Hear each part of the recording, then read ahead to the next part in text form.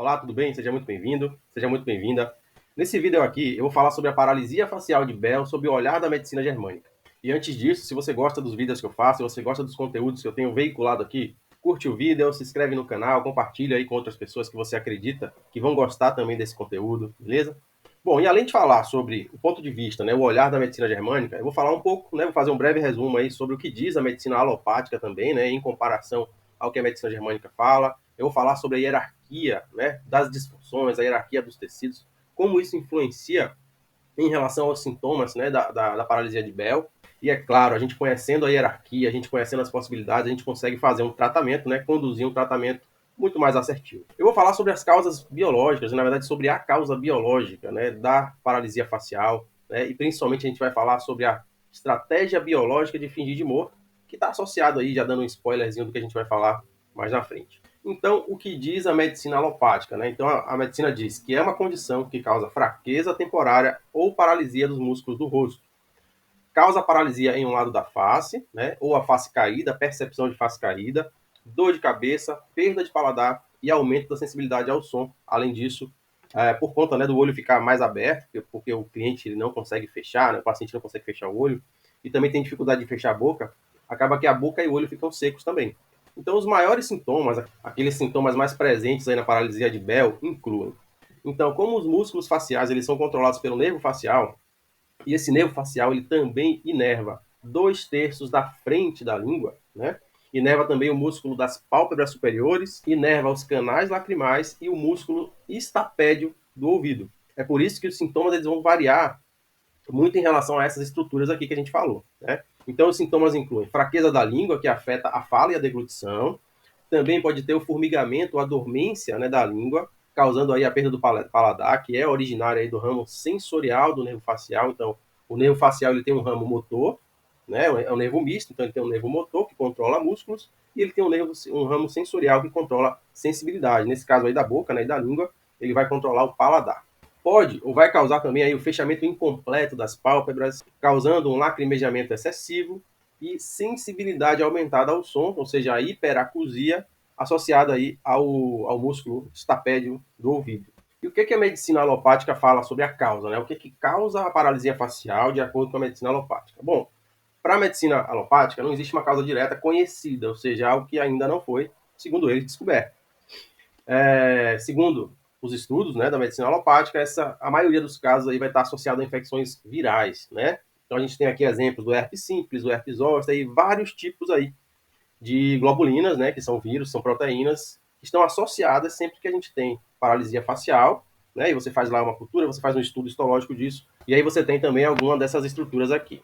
Né? Outras razões podem ser, segundo ela também, segundo a medicina alopática, febre, né, consequência de uma febre, consequência de um trauma, extração de dente, e também pode estar associado a fatores de risco, né? Por exemplo, a mulher grávida, talvez aí por conta dos edemas, né, que ficam muito grandes, causando compressões também por causa disso. As inflamações elas ficam maiores, tudo se torna maior, né? Quando a inflamação é maior. Então, diabetes, a infecção das vias respiratórias superiores, e aí tantas outras suposições, hipóteses em relação à causa aqui, como está no início denunciado aqui, esse texto ele foi tirado de um site de respeito do Google, né? Encontrado no Google, a causa direta não é conhecida. Bom, e aí, segundo a hierarquia das estruturas que controlam também esses músculos e toda a cascata de tecidos que pode estar associada a isso de alguma forma, a gente tem algumas possibilidades, né? Bom, observando essa tabela de baixo para cima, a gente vê aqui, por exemplo, né, os músculos compondo aí a base dessa tabela com uma importância ali, a gente vê que bem pequena dentro desse cenário, porque todo mundo sabe que não é uma questão de fraqueza muscular decorrente do músculo. Geralmente está associado, segundo inclusive a medicina alopática, é a questão do sistema nervoso periférico no mínimo, né? Então, nessa escala de hierarquia aqui, a gente já viria para aqui para cima, sistema nervoso periférico, tá? Porém, se a gente partir do pressuposto que o sistema nervoso periférico ele não é autonômico, ou seja, ele não controla nada, na verdade ele envia e recebe informações, ele não poderia ser a causa principal desse processo. Ele está envolvido? Não tem dúvida. Assim como os músculos estão envolvidos, também não tem dúvida. Podem ter compressões a nível de ATM, disfunções temporomandibulares ali associadas? Também ninguém tem dúvida que pode estar associado a tudo isso. Porém, tudo isso aqui embaixo, né, até aqui por enquanto, sistema nervoso periférico, a gente não tem nenhuma ordem, não tem nenhum comando, essas estruturas não comandam absolutamente nada, elas só recebem ordem e passam para baixo, não é? Então os músculos eles podem ser controlados, por exemplo pelos próprios setores articulares, né, que podem comandar ali, dizer, olha, fique mais tenso, fique menos tenso. A gente falando de músculo facial também, né? As vísceras, de alguma forma, as vísceras das vias aéreas superiores, as vísceras cervicais, de alguma forma podem interferir ali.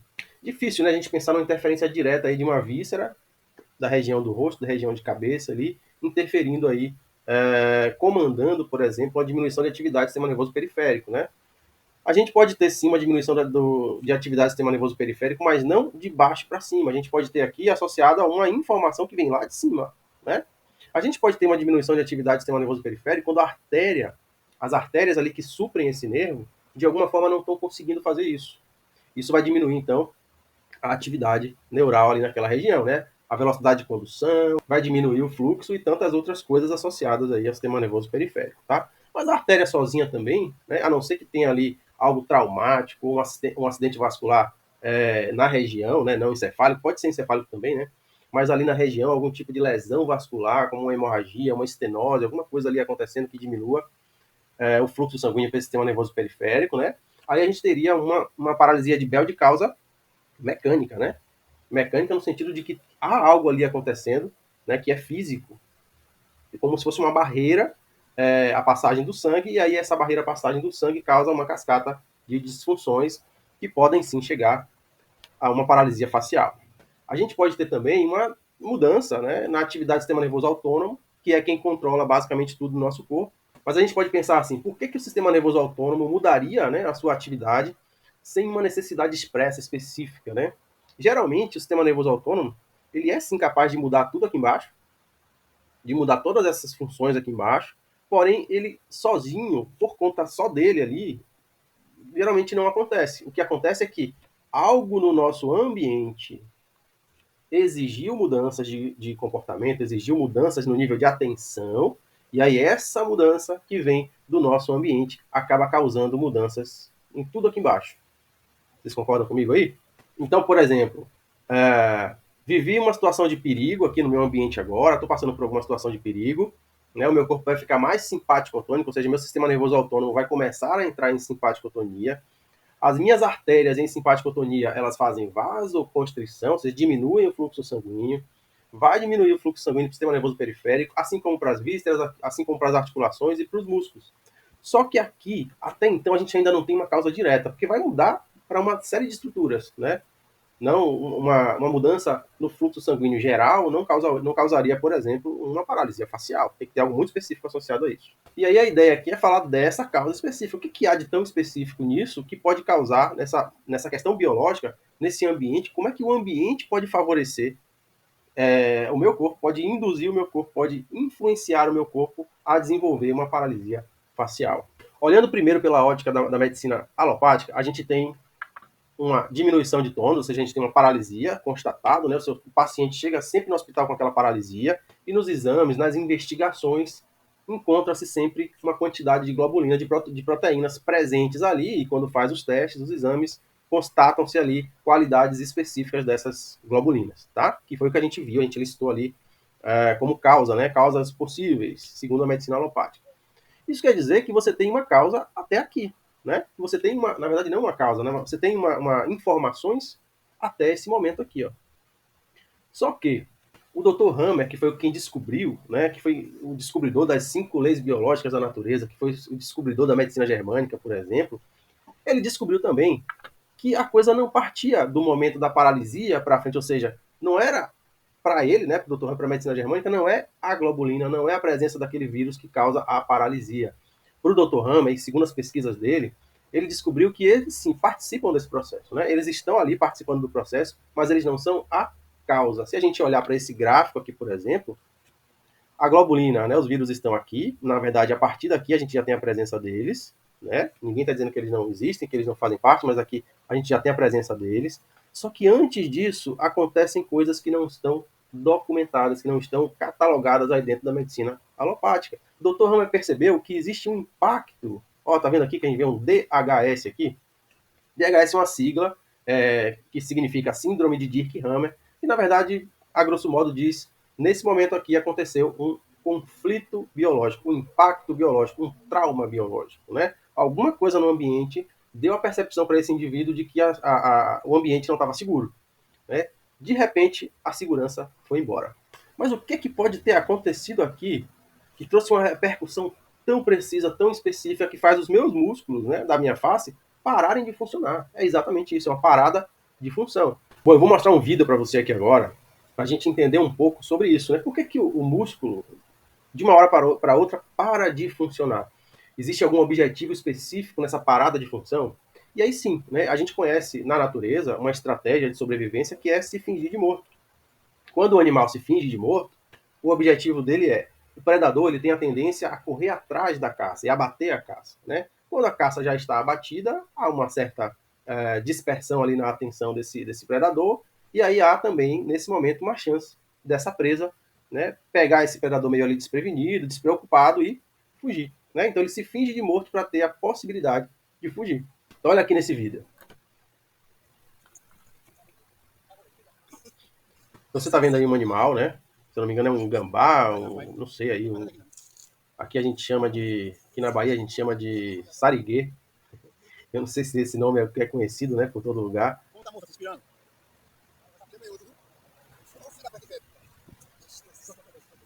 Então o homem, olha lá, ó, ele cutuca o bicho, joga para lá e você vê que ele realmente não se mexe, ou pelo menos se mexeu foi muito pouco ali.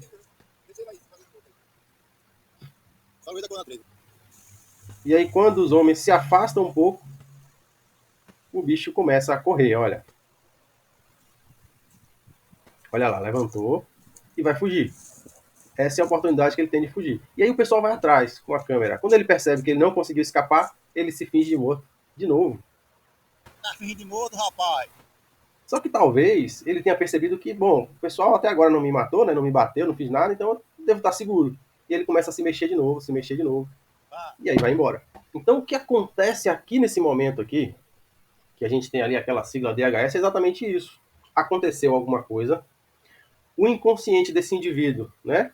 Percebeu essa alguma coisa que está acontecendo aqui no ambiente como perigoso, há um perigo aqui, eu estou inseguro, eu estou em perigo, e aí então, como se eu tivesse encurralado, não tenho chance de fugir, nem tenho como brigar, nem tenho chance de fugir, a minha melhor estratégia é fingir de morto. Só que o nosso corpo é muito inteligente, né? O nosso neocórtex, que tem um pouco mais de complexidade, por exemplo, do que um animal desse, ele não paralisa completamente, nem sempre. Existe essa possibilidade também, mas nesse caso não. Por que ele não paralisa completamente? Porque o impacto biológico que vai levar à paralisia apenas da face é uma situação de impotência. Imagina você impotente, como se você estivesse de mãos atadas, como se você estivesse com aquele gambá, não tenho como fugir, estou capturado. Porém, a percepção é de não saber aonde esconder as mímicas faciais. É tipo assim, eu estou me sentindo ridicularizado, né? Eu estou me sentindo humilhado, e eu não posso deixar que percebam que eu estou assim. Porque provavelmente essa percepção de humilhado traz uma certa noção de vulnerabilidade. Vulnerabilidade é exatamente o que é o oposto de sobrevivência, né? A sobrevivência a gente tem que estar. E aí então o seu inconsciente ele congela, ele paralisa as suas expressões. E aí então aquela expressão de humilhado, de ridicularizado, ela não se reproduz, pelo menos durante um tempo, né? Enquanto a pessoa se sente em perigo ainda. E seria esse momento aqui. Então, eu vivi a situação aqui, pum, me senti humilhado, por exemplo, um adolescente que viveu uma situação de vexame, de bullying na escola, tá todo mundo olhando para ele não tem nem como escapar dali e nem como esconder como ele está se sentindo, né? Como é que ele está se sentindo humilhado, ridicularizado. Não tem um buraco para botar a cabeça para esconder as expressões faciais. Então, o inconsciente dele, nesse momento, bloqueia a sua capacidade de mímica facial. E esse bloqueio ele vai acontecer enquanto esse inconsciente, lembra lá do gambá, né? Enquanto esse inconsciente não voltar à segurança, isso aqui vai continuar paralisado.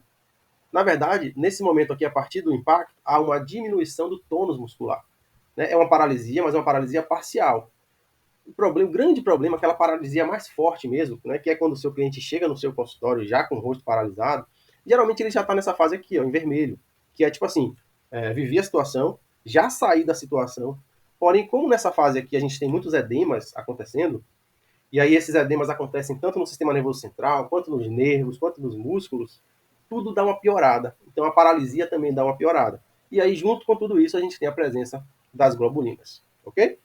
Então, se você gostou desse vídeo, se você gostou desse conteúdo, né, dessas informações que eu passei para você aqui sobre a medicina germânica, eu tenho um workshop no ar, agora, online, gratuito, de medicina germânica. O link para se inscrever e assistir às aulas está aqui embaixo, na legenda desse vídeo. Ok? Então, um abraço.